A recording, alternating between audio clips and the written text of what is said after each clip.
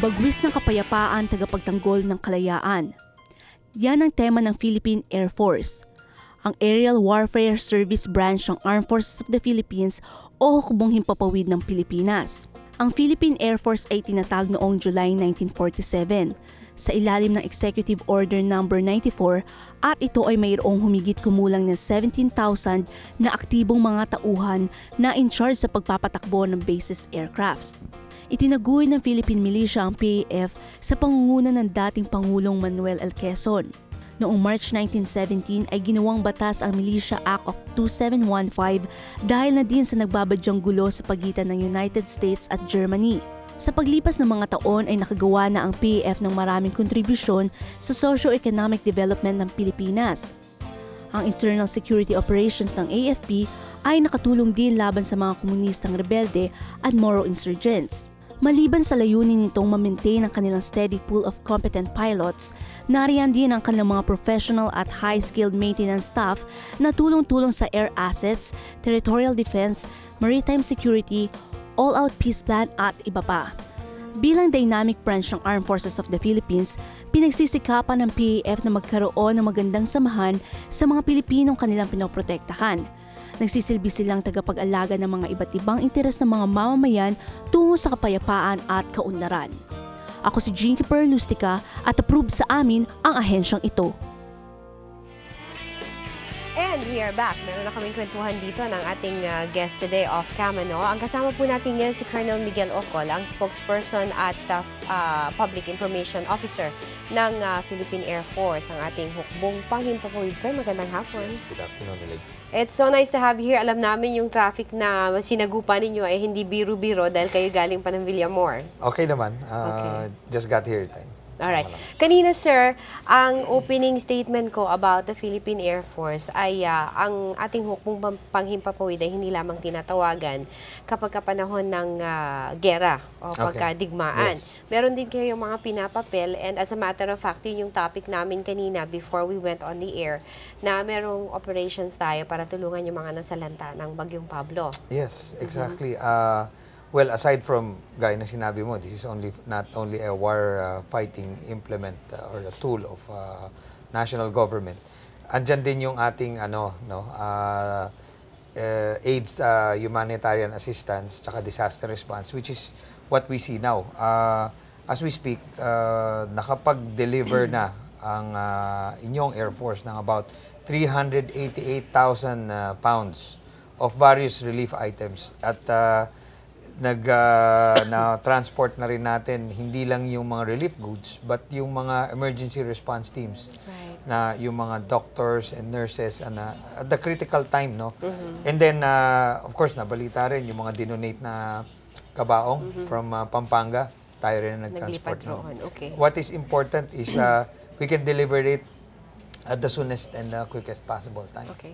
I decided to start on that note bago natin talakay. Usually kasi tinatalakay natin sa nanggaling ang Air Force, gaano katanda na yung Air Force. Okay. I decided to start there to punctuate the point na busy ang ating mga kasundaluhan, all branches of the military, Yes. including the Air Force. If you don't mind me asking, sir, are you a pilot? Yes, I'm a fighter. Okay, wow, a certified pilot. And you decided to stay with the Philippine Air Force for how long now? Well, I've been in the service for 20 years. Okay. Yes. What made you decide to stay in the Air Force? Well, the Air Force and the armed forces in general, no, there are a lot of challenging missions and opportunities that we can avail of. So it's not, for example, sa amin, hindi lang naman paglipad ang skill sets Right. na nahuhon namin. No? And there are also other opportunities like me and a whole lot of officers na napadala din, no, sa ibang bansa for schooling. So the many missions and operational challenges that we have to face makes it exciting and for us to stay in the service. Okay. Talking about training, sana tsaka yung mga oportunidad para makapang-ibang bansa. Nakakatuwang isipin na yung ating Philippine Air Force ay may collaboration sa ibang mga bansa at nagpapalitan tayo ng karunungan at kasanayan. Kasi yung terrain natin dito definitely different sa terrain ng ibang bansa. So in order to train, kinakailangan dalihin sila dito o tayo ang magpunta doon. Yes, that's true. Well, yearly we have our balikatan exercises with the United States. We have a mutual defense treaty with them.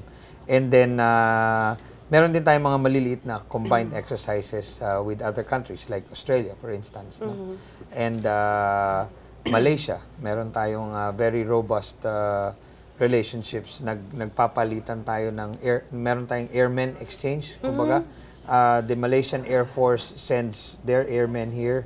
And then we also send our airmen there para makita natin, no, na magkaroon tayo ng deeper understanding within the region on how both air forces operate. So, marami tayong natututunan doon. And sila rin, maraming natututunan sa atin. Kanina meron akong kakwentuhan, sabi niya, hindi ba mahirap para sa isang sundalo na miyembro ng Air Force because definitely merong specialization dyan involved, no? Either you're into the technical aspect of it or you are a pilot and everything else. Tama bang sabihin natin, sir, na yung iba-ibang branches naman ng military kasi talagang may specialization yan? There is. For example, yung mga Rangers natin, anong specialization? Well, they're with the infantry and the Rangers are, well, in the Army, they are the special operating forces of the Army. So, aside from regular infantry, they have, from what I understand, they have more specialized training in terms of jungle warfare, in terms of others non-conventional type of operations. Tapos, ang mga Marines naman natin? Well, the Marines are primarily are the, well, it's designed to be an expeditionary force, and they are also the ground component, amphibious ground component of the Fleet Marine Team. So sila yung troops that nasa barko na papasok doon sa beach, no? Traditionally. Yes. Okay. Traditionally kasi medyo iba na yung ating rules and ano ngayon depende sa nature ng operations that we have to face. Of course, the Navy, alam na natin yon. Yes, but ang gusto siguro nating sabihin dito sa ating mga kababayan, Colonel, ay itong mga Rangers na ito, itong mga Marines na ito, from time to time, they get to work in operation with the Air Force. As in, minsan sa inyo sumasakay sa aeroplano. We provide lift. Primarily, no, to our ground forces, we provide lift in terms of, minsan, battalion size, ating mga C-130s. Doon sa area, meron tayong mga tactical heli-lift, yung UWI, na alam niyo po yun, yung kulay green na helicopter natin, and most recently we acquired the Sokols, no? So, and of course, in times of, well, there are low-intensity conflicts or kailangan nila ng close air support, that's where we provide those kind of services, so to speak. The Air Force itself, the Philippine Air Force itself is forced to reckon with. Kasi ilan nga yung, tawag ba natin doon, division o departamento? Well, we have a lot of, marami tayong mga division. We have 3 air divisions. Which that are? Is geographically spread. No, these are the numbered air divisions. The first air division is in Luzon. The second air division is in the Visayas, and the third air division is in Mindanao. So, now, tatlong isla nating malalaki. Meron tayong ganyan. And they support the area commands within that particular area. So, kung meron silang mga air requirements, doon nakadistribute na po ang ating mga air assets. Specifically po, dito sa nangyayari ngayon sa typhoon sa Pablo. Yan po ay nasa purview ng 3rd Air Division, si General Villarete. So, empowered po siya ng aming commanding general, si Lieutenant General Lauro Catalino G. de la Cruz. Nandun na po yung mga air assets natin. Kaya, hindi na po kailangan na pinadala namin. Yun po yung madalas na tanungin sa atin kailan po na magpapadala? Hindi, nandun na. So, when this happened, nasa Zamboanga na yung air assets kasi in-evacuate namin doon.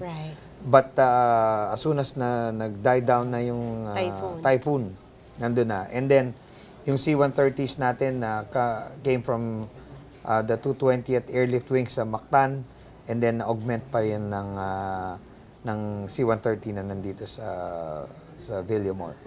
I have to say, wag na natin pag-usapan yung taon, ano, pero nakasakay na yung lingkod sa C-130, nakasakay na rin sa Huey. Okay, good.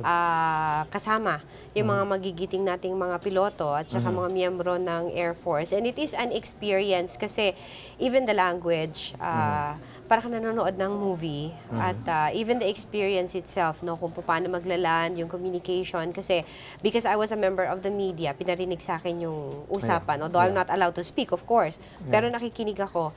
It requires talaga matindihang training. Yes. To be in the Air Force. Standardized naman yung training namin with international standards. So much so that lalo na gaya ng binanggit ko kanina, we have cross trainings with other countries. So kailangan yung terminologies namin is pretty much standard. Pare-pareho. Pare-pareho para magkaintindihan kami. Of course, nag-iiba lang yan. May mga certain peculiarities lang yan with regards to how we do our operations here. But generally, nasubukan na natin na magkaroon ng joint and combined operations and training with other countries. Ano naman tayo. We can communicate with them quite effectively. Even other countries, no, yung mga military na ibang countries, pagka tinatanong, kinukumusta ang estado ng status ng mga Pilipinong miyembro ng Philippine Air Force, they have only good things to say for our good men and women. No? Sasabihin nila talagang matindi ang training. Sometimes nga, sa balikatan, minsan nakakasaksi tayo, sila yung modern ng gamit, pero pag pahawakan sa ating mga tauhan, nalalamangan pa natin sila. Mabilis tayong matuto. It's nice to hear that. Yeah. Yes. Okay, we were talking about the men and women of the Air Force. Kukumustahin naman natin kasi a few years ago, no, yan yung hinagpis ng ilan sa mga miyembro ng ating Air Force, yung mga kagamitan ng mga eroplano. May sagot daw dyan si Colonel Ocol, kaya wag kayong aalis, babalik pa rin ang APRUB.